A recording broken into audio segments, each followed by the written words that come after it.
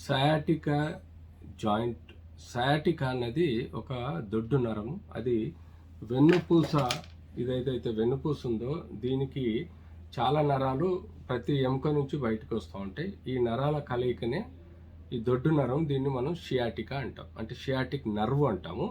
ఎప్పుడైతే ఈ నరం ఇక్కడ ఒత్తిడి లోనవుతుందో ఒక తీపి లాంటి పెయిన్ ఈ మన బటక్ నుంచి కాలు లోపలికి రావడాన్ని షియాటికా పెయిన్ అంటాం.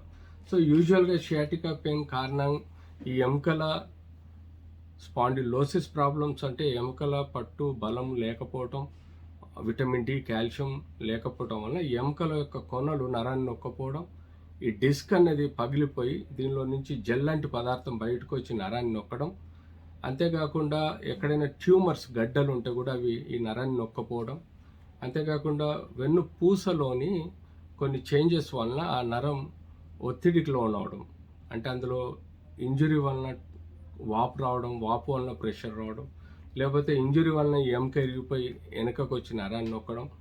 అంతేకాకుండా మనకు ఈ యొక్క షియాటికా ఇరిటేషన్ అన్నది ఈ యొక్క బటక్లో బోన్ దగ్గరే ఏమైనా ట్యూమర్స్ ఉన్నా, లేకపోతే ఎక్కడన్నా మనకు కొంత ఇన్ఫ్లమేటరీ రియాక్షన్ చేంజ్ చేసినా కూడా ఈ యొక్క షియాటికా పెయిన్ అనేది వస్తుంది.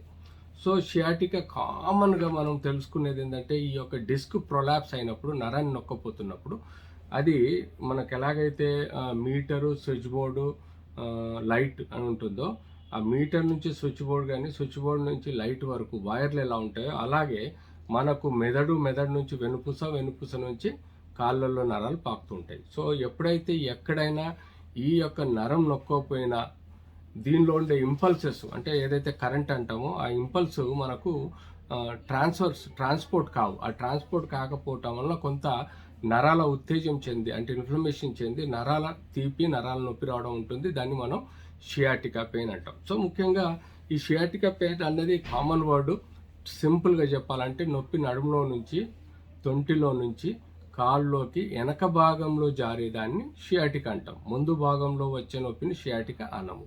సో షియాటికా మనం ఇన్ని కారణాలు మనం తెలుసుకున్నాం కాబట్టి దీన్ని మనము క్లినికల్ డయాగ్నోసిస్, అంటే ఎగ్జామిన్ చేసి పర్టికులర్గా ఏ నరం ఎక్కడ ఉతకపోతుంది అనేది మనం తెలుసుకోవాలి. రెండోది x-ray, CT, MRI or even కొన్ని రక్త పరీక్షలు చేసుకొని వాటి వలన ఈ యొక్క నరము ఏ నరం నొక్కపోతుంది, ఏ నరం వలన ఎక్కడ కాళ్ళు నొప్పి వస్తుంది అన్నది మనకు పర్టికులర్గా చెప్తుంది. అయితే ఎందుకంటే ఏ స్విచ్ని అయితే వేస్తావో అదే బల్బు వెలిగినట్టు ఇందులో ఏ నరం నొక్కకపోతే నడుములో అక్కడుండే కండరాలు, అక్కడుండే స్పర్శ దెబ్బతింటుంది. కాబట్టి ఆ స్పెసిఫిక్ రీజన్ని మనం తెలుసుకోవాల్సిన అవసరం ఉంది. దాన్నే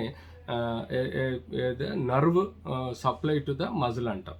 సో ఎప్పుడైతే ఈ షియాటికా పెయిన్ మొదలవుతుందో ఈ ఎంఆర్ఐ తోటి కన్ఫర్మ్ అయిన తర్వాత కాజ్ తెలుసుకోవాలి.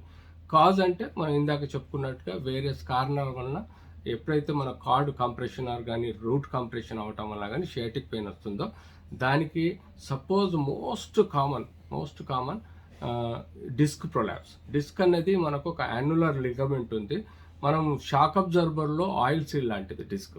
ఎప్పుడైతే ఆయిల్ సీల్ పగిలిపోతే షాక్ అబ్జర్వర్ నుంచి ఆయిల్ బయటకు వస్తుందో అలాగే ఈ యొక్క డిస్క్ కూడా షాక్ అబ్జర్వర్ లాగానే పనిచేస్తుంది. దాని చుట్టూండే లిగమెంటు యాన్యులర్ రింగ్ అంటాము. ఆ ఫైబర్స్ కొన్ని కారణాల వలన పగిలిపోయి దానిలో ఉండే ఫ్లూయిడ్ లాంటి జెల్ టిష్యూని వెనకకు, అంటే యూజువల్గా డిస్క్ పగిలిపోవడం అనేది కూడా వెనకలనే పగిలిపోతుంది. కాబట్టి వెనకాల ఉండే ఆ యొక్క డిస్క్ మెత్తటి జెల్ లాంటి మెటీరియల్, వెనక భాగాన్ని ఉండే 2 నరాలు రూట్స్ ఉంటాయి, అలాగే వెన్నుపూస ఉంటుంది. ఎక్కడ నొక్కినా కూడా మనకి షియాటికా లాంటి ప్రాబ్లం వస్తుంది. సో ఐడియల్గా మనం బయోమెకానికల్గా ఆలోచిస్తే ఫస్ట్ ఆ ప్రెషర్ని తగ్గించాలంటే స్టేజ్ 1, 2లో ట్రాక్షను, ఫిజియోథెరపీ అండ్ ఇన్ఫ్లమేషన్ తగ్గించే మెడిసిన్స్ ఇస్తాం. అంతేకాకుండా నరానికి సంబంధించిన కొన్ని మెడిసిన్స్ ఉంటాయి, అవి ఇవ్వటం వల్ల మనకు బెడ్ రెస్ట్, అంతేకాకుండా ట్రాక్షన్, ఫిజియోథెరపీ చేయడం వల్ల కొంత మేరకు కంట్రోల్ అవుతుంది. కొన్ని విషయాల్లో ఇప్పుడున్న లేజర్ టెక్నిక్స్ ఉంటాయి, ఆ లేజర్ టెక్నిక్ ద్వారా ఆ ఒత్తిడిని తగ్గించే ప్రయత్నం చేస్తాం. లేదు కుదరదు, ప్రెషర్ ఎక్కువ ఉంది, మెకానికల్ ప్రెషర్ బాగా ఉంది అంటే తప్పనిసరి స్థితిలో డిస్క్ ఆపరేషన్ అనేది చేస్తాం. అది చాలా రకాలుగా ఉంటుంది. మైక్రో డిస్కెక్టమ్ ఉంటుంది, ఎండోస్కోపిక్ డిస్కెక్టమ్ ఉంటుంది, మినిమల్ ఇన్వేజివ్ డిస్కెక్టమ్ ఉంటుంది, అంతేకాకుండా ఓపెన్ డిస్కెక్టమీ ఉంటుంది. ఇన్ని సర్జరీల ద్వారా ఈ యొక్క షియాటికా ప్రాబ్లాన్ని తగ్గించడానికి మనకు ఉపాయం ఉంటుంది.